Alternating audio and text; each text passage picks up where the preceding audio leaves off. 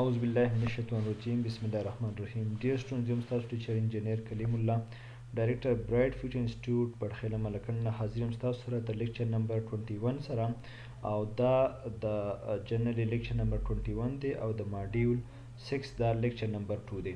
په دې دویم نمبر لیکچر کې چې کوم د ماډیول 2 ماډیول 6 سیکنډ نمبر لیکچر د جنرال لیکچر نمبر 21 دی. په دې کې موږ زده کوو چې how do accident and incident occur. وس incident او incident څنګه happen کیږي، څنګه واقع کیږي. دلته زموږ سره د یو انیمیشن دی، کس لګیا دی هغه خپل کار کوي.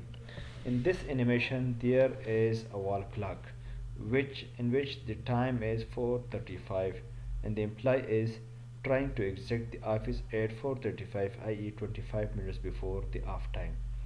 دې کې داسې ده چې دا فګر کې دا پوره تصویر نه دی راغلی.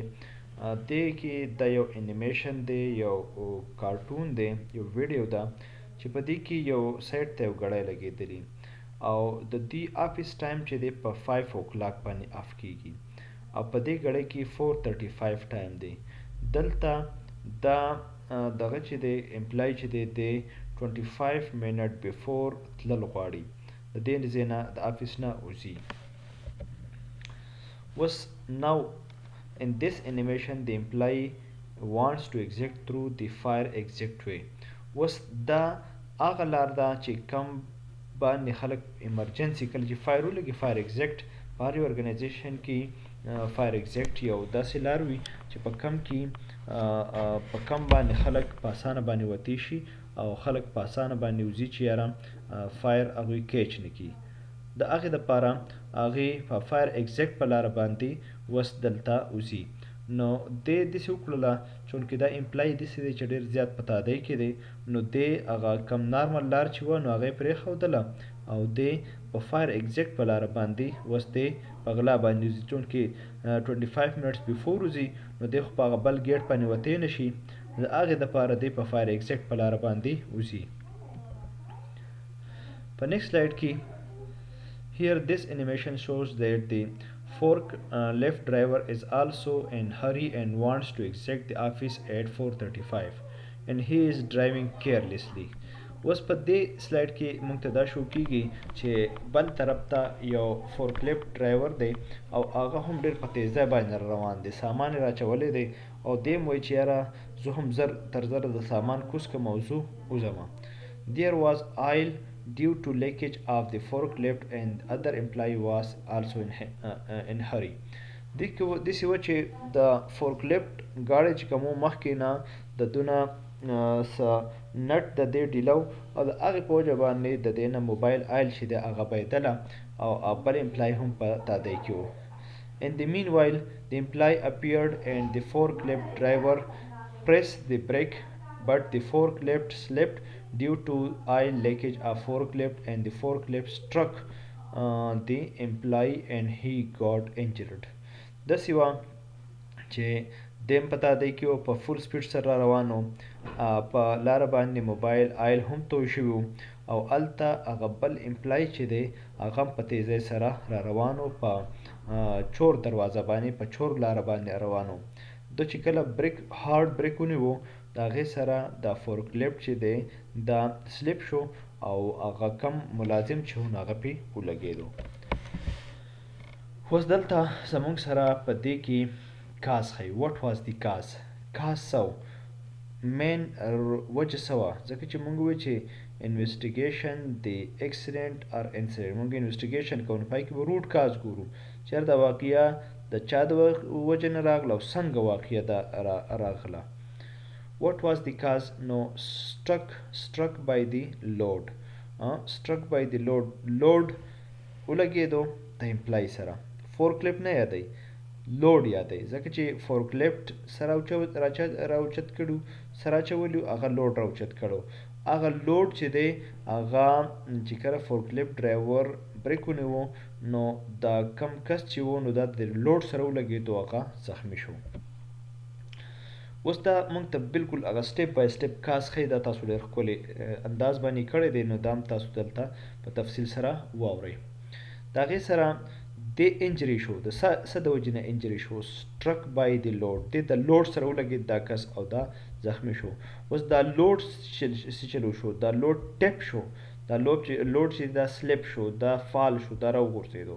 ولې راوغورځېدو فورک لیفټ سکیډ ځکه چې دا فورک لیفټ چې کوم دی دا ان بیلنس شو دا الټه شو دا چې کوم دی دا راوغورځېدو نو چې دې سره دا سامان راوغورځېدو سره دلته سړی و هغه ولګېدو. اوس دا زموږ سره د هغې فګر حصه ده چې دا فورکلیفټ ولې سکیپ شوی و دا ولې انبیلنس شوی و نو ځکه چې آیل پیچ چې کوم و هغه خراب و او بریک هارډ بریک د دې کس ونیو. هلته د دې دغه نه فورکلیفټ نه الریډي یا د دې فورکلیفټ نه یا د بل ګاډي نه چېرته موبایل آیل بایدلی و هغه په ځمکه باندې موجود و او دې کس چونکې دو د بل کس ولیدو اګینسټ مخامخ را روان و په تیزۍ سره نو بس دې وارخطا شو او هارډ بریک یې ونیو. اوس دا موږ ته سټپ بای سټپ ښیي چې د آیل پیچ ته کوم ځای نه راغلی و دا لیکیج اف فورکلیفټ بل فورکلیفټ و یا دا فورکلیفټ و هغه لیکیج د هغې شوی او هغه د هغې نه دا په ځمکه باندې په ګراوند باندې یا په روډ باندې توی شوي و. اوس لیکینګ فورکلیفټ اوس دا څه وجې نه اکر شوی دا ګوره مونږ د ټاپ نه شروع کړی او باټم طرف ته روان یو. مونږ روټ کاز ګورو چې یار دا واقعه د کم ځای نه راغلې وه دا د کم خدشاتو په تناظر کې دا راغلې وه دا د کم خبرو په وجه باندې دا حادثه اکر شوې وه. نو دا ولې د دې نه د فورکلیفټ ته دا لیکینګ څنګه کېدو انسپیکشن مینټیننس ناټ کیریډ آوټ دا ځکه کېدله چې د دې پراپر مینټیننس نه و شوی. مونږ چې کوم پریونټیو مینټیننس ټیسټ ورته وایي پی ایم ټي هغه د دې نه و شوی د دې فورکلیفټ چې کوم دی مینټیننس او د هغې انسپیکشن پراپر نه و شوی. او دا ولې نه شوی لیک اف سوپرویژن ځکه چې د دې اړو چا سوپرویژن نه دی کړی چې یار دا ګاډي چیک کړو د دې هفته پس 10 ورځې بعد 2 ورځې بعد یو انټرول باندې پیریاډیکل مینټیننس دې ته ویل کېږي. نو پیریاډیکل مینټیننس دا چې تا یو خاص ټایم مقرر کړي ګاډي بالکل ټیک ټاک وي تا ته بظاهره باندې بالکل صحیح ښکاري خو میبي چې پای کې دننه څه ایرر یي پای کې دننه څه داسې رانګ سمثینګ لګېدلي چې هغې په وجه باندې دا ګاډي د غټ حادثې شکار کېدی شي کار به لګي او به د غټ حادثې شکار کېدی شي. نو دا څه وجې نه اکر شو لیک اف سوپرویژن نه. نو که دې ته مونږ اوس لږ په تناظر کې وګورو چې دا د څه وجې نه دا مسله راغلله نو دې ځای نه مونږ شروع کړو. لیک اف سوپرویژن نه څه وشوله انسپیکشن مینټیننس پراپر ونه شو چې انسپیکشن او مینټیننس پراپر ونه شو نو فورکلیفټ چې دی د هغې نه لیکینګ وشو. لیکینګ دې څه وشوله آیل چې دی هغه لیک شوله. آیل چې دی کله لیک شوله نو زه اوس بیا فرام باټم ټو ټاپ ځمه دا یو پېره زه فرام ټاپ ټو باټم راغلله او فرام ټاپ ټو باټم راغلم هغه روټ کاز ما معلوم کو. اوس بیا د روټ کاز چې کله داسې مسله راغلله دا د څه باعث جوړېدی شي مطلب دا چې دا انسیډنټ و او دونه غټ اکسیډنټ د هغې نه ولې واقع شو.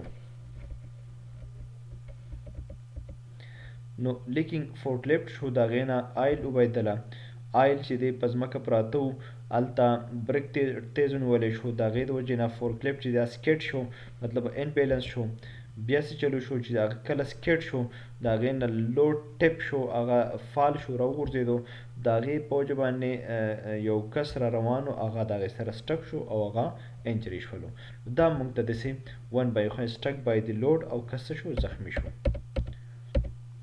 اوس وټ واز دی کاز یو خو دا کاز و چې سپیډ ډېر زیات سوی و فورکلیفټ ډېر مطلب ما تاسو ته په سټارټ کې دا خبره وکړله چې کوم ډرایور و هغه دا تعدي کوله چې یاره زه هم دا سامان زر تر زره کوز کړم او زه هم بس چوټي وکړم او ځمه. او بل داسې وشول چې ان ایکسپیکټډ اپیرنس وشو دا کس چې دی دا په ان ایکسپیکټډ راووتو ځکه چې دا خو د عام پرسن د تیرودو لار نه ده دا خو ایمرجنسي ایگزیکټ و چې کله فایر ولګي نو په هغې صورت کې به خلک په دې باندې خو چونکې دی په غلا باندې راوتو 25 منټس بیفور د آفیس پرېښودو نو ځکه دی په غلا لار باندې روان و نو د هغه وجه څه واقع شوله چې هغه تیز او هارډ بریک یې ونیو چې هارډ بریک یې ونیو نو فورکلیفټ څه شو سلیپ شو. اوس وټ واز دی کاز ورک پریشر و چې ورک پریشر و اوس تاسو ته ښایي چې دا ګاډي ولې ور سپیډ کړی نو بیا دا مونږ بیا د هغې روټ کاز شو کوي. دا ګاډي ځکه ور سپیډ کړی چې دلته رشینګ ټو ګیټ جاب ډن دوی وایي چې بس مړه زر زر کار ختم شي. او دا زر زر کار ولې ختم شي؟ په دوی باندې ورک پریشر و. مطلب دا دی چې دوی باندې پریشر و چې یار کار ډېر دی او شا به زر زر ختموه. نو چې کله پریشر سیوا و نو دې په تیزۍ باندې د وایي چې کار زر ختم شي نو هغې په وجه باندې سپیډ سیوا کړو. اوس دغه شانتې مونږ سټپ بای سټپ ځو. دا فرام ټاپ ټو باټم اپروچ دی. اوس به مونږ د دې هغه روټ کاز ته رسو. بیا سپیډ لیمیټر ریموو. بس سپیډ لیمیټر چې کوم دی هغه یې ریموو کړی و. نو چې سپیډ لیمیټر ریموو کړی و نو ده ته پته ونه لګي زه په څومره سپیډ کې روان یم. نو مطلب چې د پراپر انسپیکشن نه دی شوی. چې پراپر انسپیکشن نه شوی مطلب چې د لیک اف سپرویژن دی. مطلب دا چې دې کې اړو سپرویژن نه دی شوی. که سپرویژن پراپر شوی وي نو بیا به انسپیکشن ټیک شوی. که انسپیکشن ټیم شوی نو په دې کې به سپیډ میټر لګېدلی و. چې سپیډ میټر وي نو بیا به د کس دونه ور سپیډینګ نه کولو. چې ور سپیډینګ نه کولو نو هلته به کس نه زخمي کېدو. اوس دویم کاز چې کوم و هغه دا و چې انएक्सपेक्टेड اپیرنس. دا کس انएक्सपेक्टेड راووتو. ولې؟ ځکه چې په غلا چور دروازه باندې روان و، په چور لار باندې روان و. ټوک شارټ کټ. ده څه کوله؟ پراپر لار داسې وه، داسې به لاړ شي، داسې به لاړ شي، داسې به لاړ شي او داسې به تاو شي. او ده څه کوله؟ دی په دې شارټ کټ باندې وتو. نو لاره خو دا وه، دا سیف لاره وه او دی په شارټ کټ باندې وتو. نو بیا لیفټ ورک ارلی ځکه چې دی 25 منټس بیفور تلو. د دو ټایم چې و 5 بجې و او دی د 5 بجو نه مخکې وتو. نو دی دا وجه وه. او بل دا چې دی ولې 25 منټس بیفور وتو؟ ځکه چې پور کسټم اینډ پریکټس. بل دا چې دلته چې کوم پالیسي وه نو هغه بس ډسبین ته اچولی شوي وه. هغه پالیسي پراپر امپلیمنټ شوي نه وه. چې نه وه پراپر امپلیمنټ شوي نو د هغې د وجې نه دو کار ادوره پرېښودو او دی وتو. چې کله وتو نو دی په هغه پراپر لاره باندې ونه وتو او په چور دروازه باندې په شارټ کټ باندې وتو. چې په شارټ کټ باندې وتو نو دی د هغه فورکلیفټ دپاره انएक्सपेक्टेड راووتو. ځکه چې هغه په خپل لار باندې روان و. هغه وایي چې په دې لاره خو څوک نه ځي او هغه خپل سپیډ باندې روان و. خو چې کله دی ورته مخامخ شو نو بس هغه اوسان یې خطا شوله او تیز بریک یې ونیو. د هغې په وجه باندې هغه دا اکسیډنټ اکر شولو.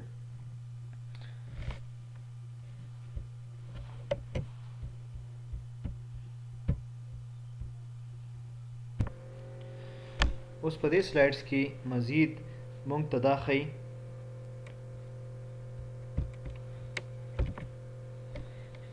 چې دلته د هر یو کاز د هغې مختلف لیولینګ مونږ کړی دی. د هغې مونږ کټیګریز کلاسیفیکیشن کړی دی. تاسو وګورئ کیجوال ټري د هغې جوړه کړې ده. کیجوال ټري دا ده چې دا اکسیډنټ اکر شو، سړی لګېدلی دی. څه د وجې نه لګېدلی دی؟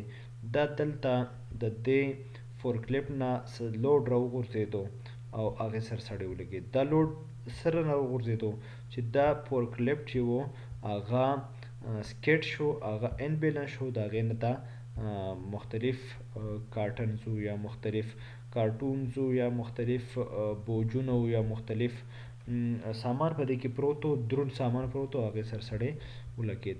اوس دا فورکلیفټ چې دی دا د څه د وجې نه انبیلنس شو؟ ځکه چې دلته په روډ باندې موبایل آیل توی شوي و او دې سړي هارډ بریک ونیولو. اوس دا موبایل آیل له کوم ځای نه توی شوي؟ دا د فورکلیفټ نه توی شوي و. او فورکلیفټ نه دا ولې توی شوي چې دا مونږه د دې مینټیننس پراپر نه و کړی. او چې مینټیننس یې پراپر نه و شوی مطلب دی چې لیک اف سپرویژن و. د دې سپرویژن نه دی کار شوی. مطلب چې دا مونږ د بیک سایډ نه راغلو. که د فرنٹ سایډ نه مونږ ځو فرام باټم ټو ټاپ ځو چې لیک اف سپرویژن ونه شو نو د هغې پراپر مینټیننس ونه شو. چې مینټیننس یې ونه شو نو د هغې نه موبایل آیل توی شوله. چې موبایل آیل کله توی شوله نو په هغې باندې فورکلیفټ چې دی اوښویدو، هغې نه سامان وغورځېدو او سړی پې دلته ولګېد، زخمي شو. اوس دا هارډ بریک ونیولی شو. چې هارډ بریک کله ونیولی شو، د هارډ بریک ولې ونیولی شو؟ ځکه ونیولی شو دا ګاډی ډېر زیات په سپیډ کې و. او بل دا دی چې یو وجه دا وه چې دلته دا سړی چې دی انएक्सपेक्टेड دا راووتو. دا ګاډی ولې په سپیډ کې و ځکه په سپیډ کې و چې د سامان راوچت کړی و او ډېر په تیزۍ باندې روان و او بل دا چې د دې نه سپیډ میټر چې کوم دی هغه ریموف شوی و اوس د ولې دونه په سپیډ کې روان و ځکه چې دوی چې ورک پریشر و چې هر کار زر تر زره ختم شي اوس دلته دا سپیډ میټر تی ولې ریموف شوی و ځکه چې دلته د دې پراپر مینټیننس نه و شوی او پراپر مینټیننس په دې نه و شوی چې د دې لیک اپ سوپرویژن نه و شوی د دې اوس دا سړی ان ایکسپیکټډ څنګه راووتو د شارټ کټ وهو د پراپر په دې لاره باندې روانو خو د په شارټ کټ باندې په دې طریقه باندې راغی او دی ولې په شارټ کټ باندې وته ځکه چې د چور دروازه ځکه چور لار ځکه اختیار ولا چې د 25 منټس بیفور اف د اف ټایم راوته د خپل د چوټي ټایم نه 25 منټس بیفور راوته نو په پراپر گیټ نشو وته دی په شارټ کټ باندې وته او دی ولې 25 منټس بیفور راوته ځکه چې دلته پالیسی نه و دلته په چا باندې چیک کړي بیلنس نو چې پالیسی کړه په ډسبین کې واچولې شي نو د هغې د وجې نه به دا مسلې اکر کیږي نو اوس دې ته ویل کیږي امیجیټ کازز چې امیجیټ خو بس څه وشوله دا چې کوم موږ ته دا یلو کلر کې په نظر راځي چې هر سړی خو اوس ولګېدو سړی یا مړ شو یا زخمی شو نو دې ته امیجیټ کازز ویل انډرلاین کازز هغه چې هغه سیکرټ کازز دي انډرلاین کازز او بیا روټ کازز دا کوم زموږ سره چې اورنج کلر کې دی دا غ سیکرټ کازز دی انډرلاین کازز دی چې هر دې د وجې نه کر کې دی شو روټ کاز دا دی چې مین خبر دا و چې لیک اپ سپرویژن یا پالیسی نه होने की वजह से دا مسله اکر شوله نو دا هغه مین کازز دی remember if you only investigate as far as the immediate causes there is a much higher likelihood that it will happen again اوس که مونږ صرف امیجیټ کازز سټډي کو نو دې سره به نقصان دا کرشي چې بس مونږ روټ کاز ته ونه رسیدو چې روټ کاز ته ونه رسیدو او مونږ صرف او صرف امیجیټ کازز سټډي کوو چې هر بس سړی ولګېدو مړ شو زخمی شو څونه زخمی شوی دی څنګه لاس او خپې مات شوي دی نه دی مات شوي مونږ دې شاته نه ګورو چې یار د واقعیت د کوم ځای راغلې وه څنګه راغلې وه روټ کاز ته پکې نه کوزېږو چې روټ کاز ته نه یې کوشوې نو د هغه وخته پورې به دغه شانتې اکسیډنټ او انسیډنټ بار بار اکر کیږي دا زمونږ د دې ځای پورې دا ماډیو دا کوم چې اوس مونږ لیکچر شروع کړو دا مونږ ډېر په تفصیل سره ووایو او ټول ما چې کوم فیګرز دی 1 by 1 د هغې تفصیل بیان کوم امید لرم چې تاسو په دې کې زده کړه کړي اوس ورکړئ اجازه خپل ټیچر انجینیر کلیم الله ته پر لوی الله سپارم د الله په امان